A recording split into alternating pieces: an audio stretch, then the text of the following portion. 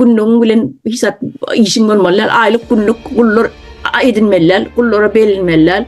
Bunlar eşretlik, nimelik, yağ, yüpek onyalar görmeler. Karışıp oturuyor, on kaylap, yankı itin önüne bir gücünlep, kahvat gücünlep bir sünkü görkedersin, yani şunu plan etsen, hani otur, yine sana sünkü verecek, hani tur, sana sünkü verecek. Uyur, 3 sefer bök, yine sana sünkü verecek, hani şeyde pırlan, yine sana sünkü verecek deyip, it hükmünü uğrayalar Türkmeni, yine dahot değil yani daha çor, sünkü çol.